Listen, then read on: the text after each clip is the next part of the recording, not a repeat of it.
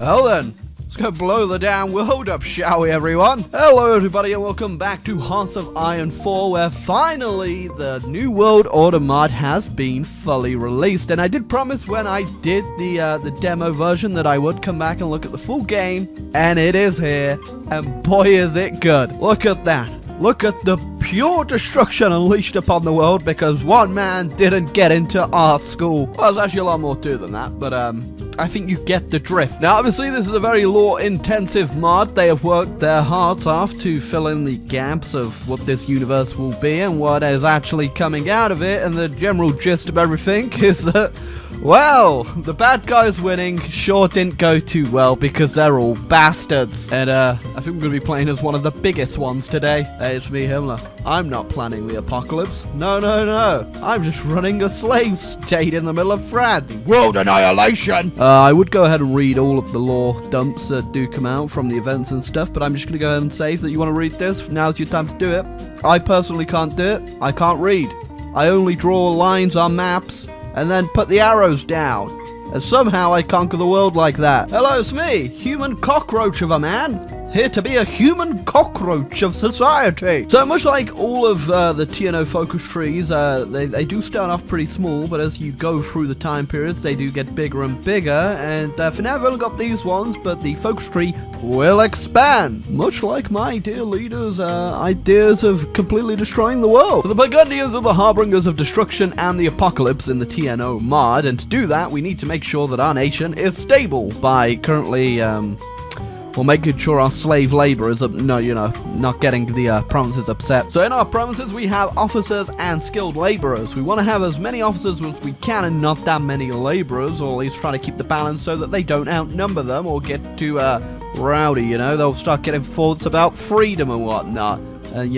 Not thoughts about being my slaves. With our skilled laborers, we can actually go ahead and spend them like currency on horrible human experimentations and, well, just putting them to work, really. Like, I can go ahead and, quote-unquote, invest financially and industrially, and all it costs is 1,000 skilled workers. I mean, I don't know what happens to them when I spend them. I do. They die. So, obviously, we start as a simple part of the Reich, We got our ideas of a greater German state and whatnot, but what about if I just wasn't under the Reich and had my own idea? Plus, come on. This guy is starting to look like a shriveled up turnip. So, I sent an assassin to go and try and get rid of him. And after the assassination attempt, we haven't quite got him yet, don't worry about it. It opens up the first big part of our focus tree. What's that? I'm being a bit of a cockroach.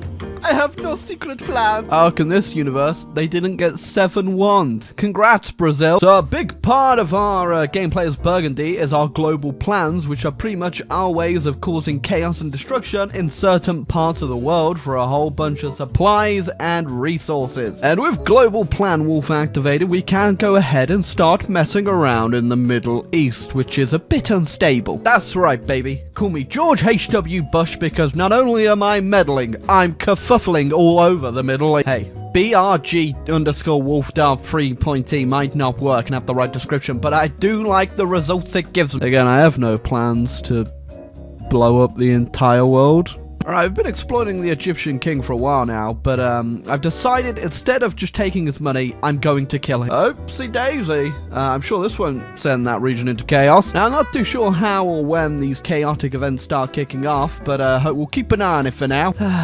You smell that, everyone? That smells like the nuclear age has come to Burgundy. I don't really want to hear about the Welsh Unionists winning the election. I'm going to add you to my nuke list, Wales. Oh, okay, yeah, in this universe, I feel like that's going to heat up the world quite a bit. Now, as you move forward in your campaign as Burgundy, you'll have to start doing some investigating of the factions in your country, and one so happens to be Mr. de Grelle. And his faction of the Walloons are already questionable, so we really need to do a bit of investigating to see what he's doing behind the scenes, just to see if it's anything against our state that we have here. Our great state that wishes to, well, set the world on fire, really, and he needs to be on board with that. And again, props to the mod developers for actually putting in a pretty intuitive way of doing these investigations where you do actually have to follow leads. So I went to his office and found out he's been hanging out in this little cottage. Need to do a bit more digging. And every lead you follow, you actually have a chance of success, obviously. You need to spend your intel points to launch the operation that you'll be doing. So we've launched it. We'll see what comes of it. But with the German Civil War kicking up, we're actually going to have to put that on the back burner because it's time for a bit of war ourselves. So whilst our former overlords were fighting each other, we're going to take out France. And because our army is pretty much entirely mechanized, we are just zooming across the battlefield. De Grelle ran away! Unfortunately, we can't take all of France, but we did get a whole bunch of more land for us to use. And with the acquisition of our new land, we can go ahead and use our skilled laborers now for even more stuff and expanding and exploiting the resources down here. And all it costs is people's lives. We also have some focuses down here to help out in the Civil War and stuff like that, but we're not going to do that because it's already... well, it's already over. Instead, I'm going to build bunkers for the eventual nuclear war I'm going to start that wipes out humanity. With these new lands under our belt, we need to go ahead and teach those Frenchies exactly what it is to not be, well, French anymore. I've only ever done one other Burgundy game, and I'm going to be real with you, I never managed to do this beforehand, so... let's figure out what happens if we fail. Well, technically, that's not a wrong statement. It is technically factually correct. Right, so I didn't get the French into that first go. Now I have more focus trees to continue. I've never gone this far down the Burgundy game before. But with the Burgundians, I've noticed that you do get eventually just 1,000,001 decisions to actually go through. I'm currently doing the global plan Condor to try and destabilize the Iberian Union, though, but...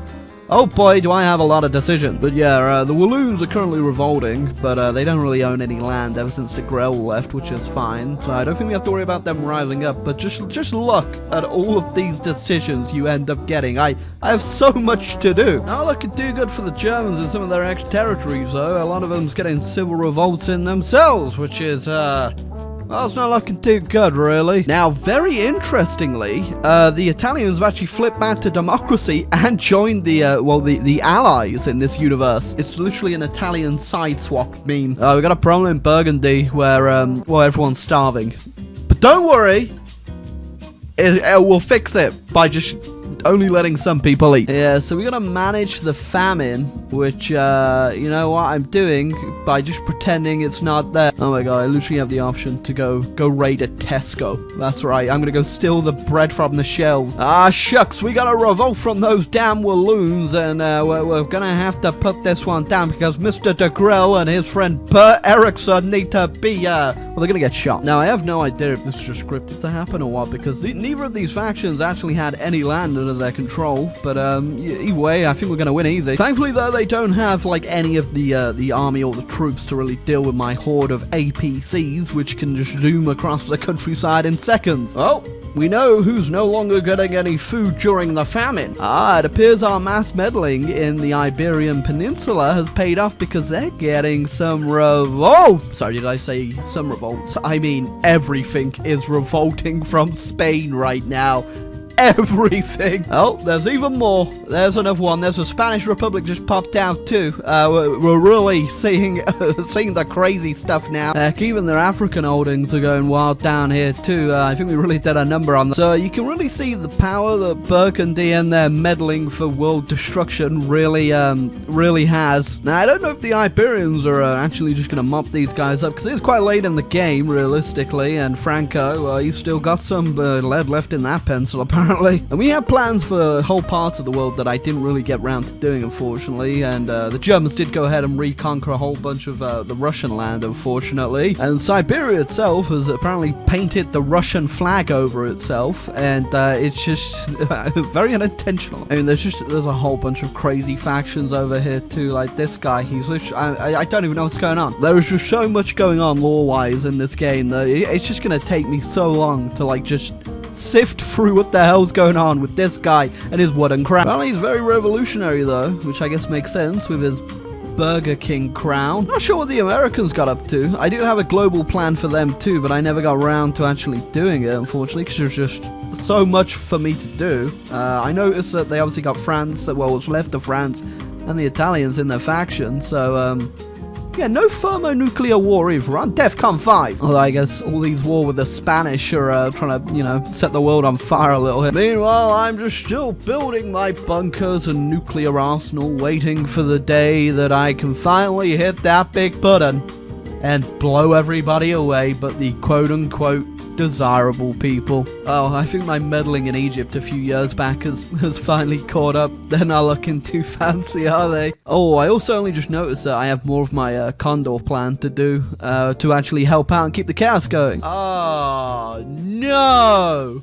No! Either way, I've been playing for a few hours now. I've left the game running for a little bit just to see if anything else happened, and it did not, unfortunately. I think this might be the end of the Burgundy story, at least I can tell anyway. There might be more hidden away that I didn't accomplish, unfortunately, but I will be trying out, I think, another game as Burgundy to try and finish off the other global plans I'll do on the site. But TNO mod is out, guys.